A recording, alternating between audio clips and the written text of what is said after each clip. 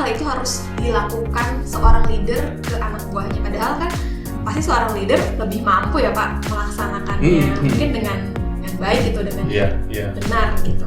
Iya dong, karena beberapa kesalahan yang muncul itu bukan karena diniatkan salah, tapi karena nggak jelas di awal. Tapi pada saat pengaplikasiannya itu pasti kan tidak selalu smooth ya Pak, pasti akan ada konflik atau ada permasalahan yang terjadi. Biasanya apa sih Pak kesalahan seorang leader dalam mendelegasikan pekerjaan? Jangan pernah mendelegasikan satu tugas, itu orang bilang tolong kamu kerjain ya, terus ditinggal. Lalu dia menebak-nebak, ini yang dimaksud dikerjain itu diapain? Kapan harus disubmit?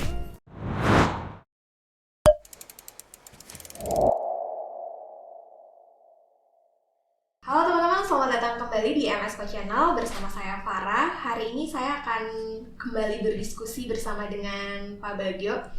Halo Pak Bagio, gimana kabarnya hari ini? Alhamdulillah, selamat Idul Fitri. Oh iya, selamat Mohon Idul maaf Fitri, lahir batin buat teman-teman semua. Semoga sehat walafiat, panjang umur, sukses semua. Amin. Amin ya rabbal alamin. Ini pertama ya setelah Lebaran ya Pak. Setelah Lebaran kita taking ini. Oke Pak, langsung aja kali ya Pak kita mulai kita ke diskusinya. Hari ini kita akan membahas tentang delegating Pak. Seperti yang kita tahu bahwa skill yang harus dimiliki seorang leader itu adalah salah satunya delegating. Nah, sebenarnya apa sih Pak Bagio delegating itu? Iya. Delegating itu artinya memberi tugas tanggung jawab kepada anak buah untuk melakukan pekerjaan for me gitu. Sederhana itu yang disebut dengan delegating. Kenapa hal itu harus dilakukan seorang leader ke anak buahnya? Padahal kan pasti seorang leader lebih mampu ya Pak melaksanakannya mungkin dengan baik gitu, dengan benar gitu. Fundamentally ada dua ya kenapa delegation itu atau pendelegasian itu dilakukan. Yang pertama adalah leaders itu kan pekerjaannya banyak ya, tanggung jawabnya besar, maka dia harus mampu melakukan prioritisasi terhadap pekerjaan-pekerjaan utama yang membutuhkan energi, fokus, attention atau perhatian dia yang sangat. Nah, hal-hal di luar itu yang sifatnya secondary misalnya ya, dari sekian jenis pekerjaan itu ada beberapa yang sebenarnya tidak harus aku yang melakukan, itu bisa didelegasikan ke anak buah. Itu kenapa perlu delegasi itu. Yang kedua adalah delegating itu dilakukan dalam rangka mendevelop anak buah supaya dia terekspos dan mampu melakukan pekerjaan-pekerjaan lain di luar pekerjaan rutin dia. Garis besarnya dua itu sebenarnya. Dalam delegating ini Pak, apakah seorang anak buah ini diberikan keleluasaan juga untuk mengambil keputusan Pak, atau hanya menjalankan tugas yang diberikan aja? Bergantung. Tapi garis besarnya begini, ada kata dalam bahasa Indonesia itu artinya tanggung jawab. Tapi kalau dalam bahasa Inggrisnya itu ada dua. Oh iya, bahasa Inggris itu lebih tua ya dibanding bahasa Indonesia. Karena bahasa Indonesia itu kan baru kita sepakati jadi bahasa nasional di tahun 1928 ya dalam Kongres Pemuda. Kalau bahasa Inggris kan sudah lebih tua. Kecuali ada beberapa bahasa di Indonesia kayak bahasa daerah, kayak bahasa Jawa itu jauh lebih tua daripada bahasa Inggris. Nah sekarang balik lagi, karena bahasa Inggris lebih tua dari bahasa Indonesia, kosakatanya lebih banyak. Contohnya ya dari bahasa Indonesia loh ya, bukan dari bahasa Jawa. Kalau bahasa Jawa itu lebih banyak lagi dibanding bahasa Inggris. Dalam bahasa Inggris itu ada kata responsibility sama accountability. Itu dua-duanya itu arti bahasa Indonesia itu mirip, tanggung jawab artinya. Jadi kalau seseorang bilang this is my responsibility, itu kan artinya ini tanggung jawab saya. Atau this is my accountability, ini tanggung jawab saya, sama. Cuman dalam konteks ini yang didelegasikan itu ke anak buah itu adalah responsibility, bukan accountability. Responsibility itu artinya yang melakukan pekerjaan itu, tanggung jawab untuk melakukan pekerjaan itu responsibility. Tapi hasil dari pekerjaan ini apakah bagus atau tidak, atau misalnya kalau bermasalah dengan hasil, siapa yang harus bertanggung jawab? Nah itu namanya accountability. Yang didelegasikan itu responsibility-nya. Tapi accountability, jadi misalnya aku mendelegasikan pekerjaan melakukan ini ke Farah yang melakukannya. At the end kalau misalnya hasil kerja Farah itu kemudian aku presentasikan di depan senior gitu ya, di atas aku lagi misalnya ada begitu, terus salah, itu aku nggak boleh bilang itu Farah Pak yang ngerjain, bukan saya. Berarti aku melempar tanggung jawab accountability ke kamu dan itu nggak boleh. Berarti tanggung jawab tetap ada di seorang. Iya, tanggung jawab yang accountability itu tetap di aku. Bahwa yang melakukan itu kemarin tuh Farah, ya, itu yang disebut responsibility. Nah, dua hal ini mirip, tapi kalau kita salah, jadinya beberapa teman itu begini, loh, ini kok datanya salah misalnya seorang GM presentasi di depan BOD itu. Si GM itu mendelegasikan pembuatan slides itu untuk presentasi, katakan ke manajernya. Begitu dikritik sama BOD, loh ini kok salah, datanya nggak update, ini data bulan kemarin bukan bulan ini. Terus si GM bilang begini, Pak itu kebetulan bukan saya tuh yang bikin, itu yang bikin anak buah saya Pak, salah satu manajer. Itu salah, bukan begitu. Berarti kamu tidak accountable dan bukan begitu ya. Jadi kalau memang nanti hasil kerja si manajer itu ketika aku presentasikan dan ternyata salah, aku harus I have to be accountable for that. Aku harus bertanggung jawab situ. Jadi tidak boleh lempar tanggung jawab. Nah, itu kesalahan-kesalahan pemahaman dasar menurutku. Jadi tetap ada peran seorang leader pastinya. Makanya ini akan masuk ke proses berikutnya. Iya. Bagaimana kalau begitu cara mendelegasikan yang benar? Nah, itu. Iya. Di pertanyaan berikutnya. Di pertanyaan berikutnya. Mungkin sebelum ke pertanyaan itu, di level apa Pak seorang leader itu harus ada proses delegating ini? Normally kalau dia punya anak buah ya dia bisa delegasikan ke anak buah. Kalau dia tidak punya anak buah ya sudah kerjain sendiri gitu. Berarti bisa didelegasikan ke semua anak buah? Enggak dong. Nah, ini masuk ke how-nya ya sekarang. Iya. Apakah semua anak buah bisa aku delegasikan? Tidak juga. Jadi untuk mendelegasikan suatu task, satu tugas begitu, itu ada 3 konsiderannya. Ada 3 hal yang harus kita miliki, kita kuasai itu.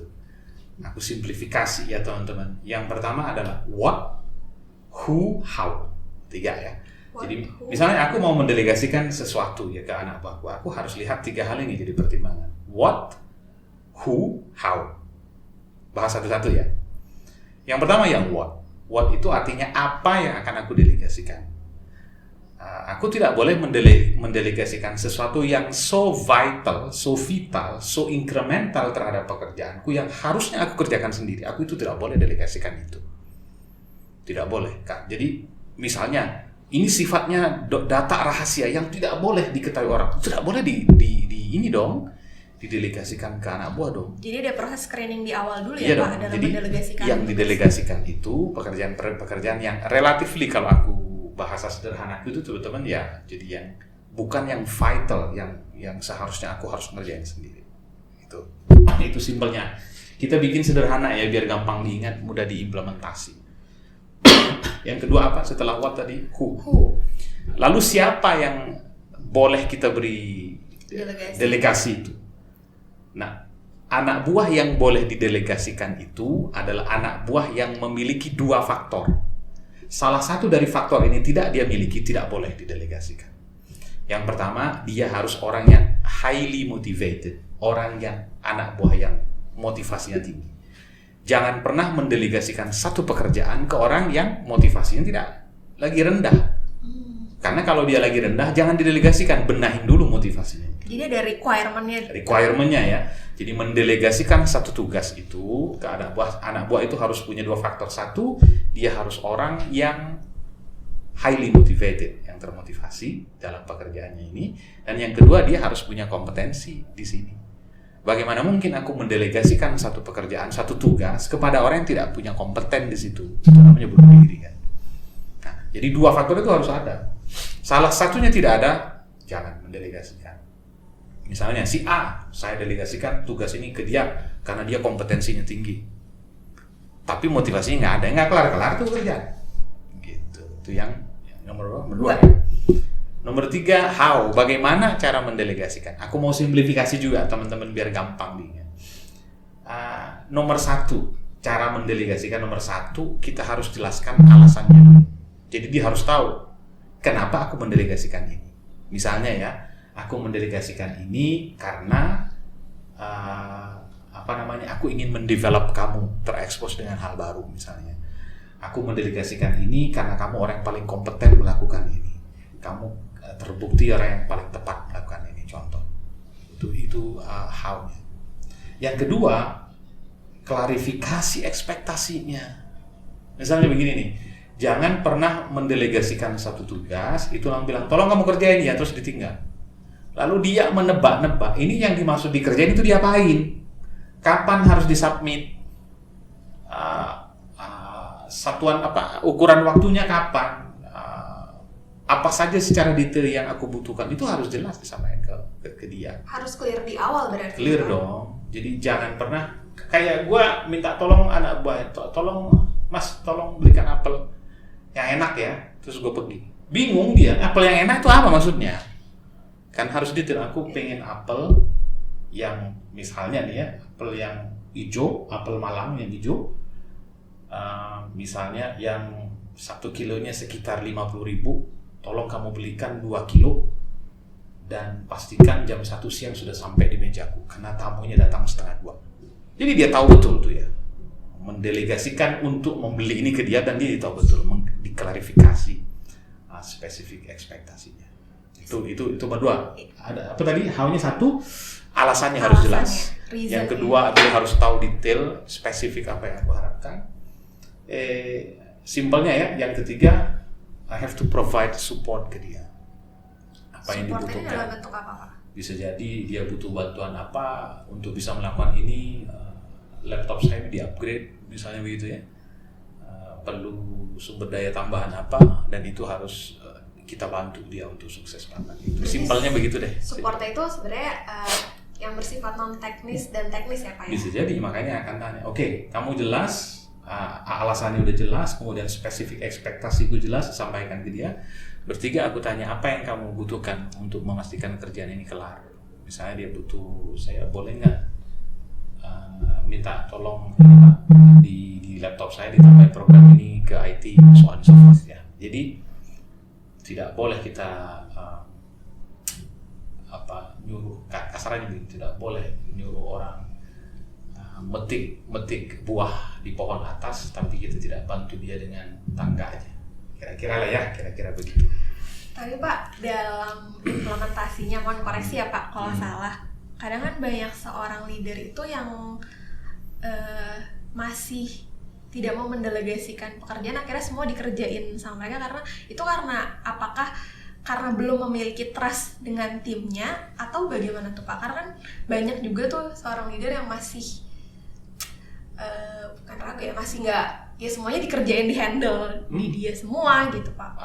Dua alasannya, yang pertama adalah bisa jadi si leader itu tidak melihat dua hal itu ke anak buah.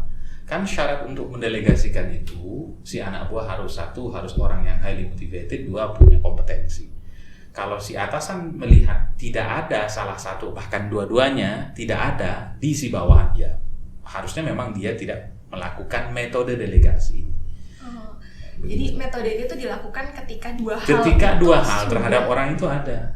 Bagaimana kalau misalnya salah satunya aja yang ada, misalnya motivasi tinggi dia, tapi dia tidak punya kompetensi, ya bukan delegating, tapi directing namanya.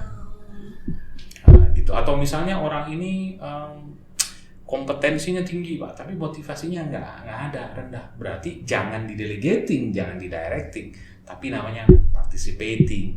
Jadi kan di situational leadership itu ada 4 gaya kepemimpinan. Yang kita bahas ini yang delegating, syaratnya itu delegating. Gitu.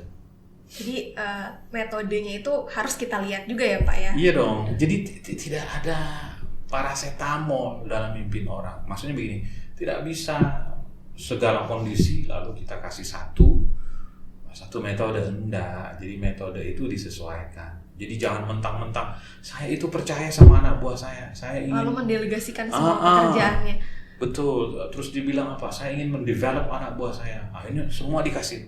Padahal anak buahnya tidak punya kompetensi, motivasinya lagi turun. Ya hancurlah kerjaannya. Berarti ketika itu terjadi, seorang leader harus mendevelop anak buahnya dulu ya Pak, baru bisa mendelegasikan kerjaannya. Summary-mu bagus itu. Jadi bagaimana aku bisa mendelegasikan pekerjaanku ke anak buah? Berarti tugasku adalah mendevelop dia supaya dia punya kompetensi tinggi dan memastikan gaya kepemimpinanku sesuai sehingga dia punya motivasi tinggi. Ketika 2 syarat itu muncul, then I can delegate the task, the duties kepada dia, the responsibilities itu. Nah, nggak asal-asal punya anak buah didelegasikan. Ini bagaimana itu? Nggak begitu. juga begitu ya. Nah, dalam mendelegasikan tugas atau pekerjaan ke anak buah ini kan tadi Pak Bagi bilang ada 2 hal yang harus dilihat nih ya Pak. Tapi pada saat pengaplikasiannya itu pasti kan tidak selalu smooth ya Pak. Pasti akan ada konflik atau ada permasalahan-permasalahan yang terjadi.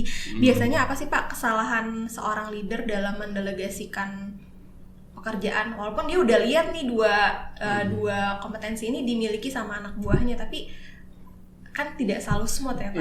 Terutama kesalahan itu satu, ketika dia melakukan penugasan, si anak buah tidak dikasih tahu alasannya apa.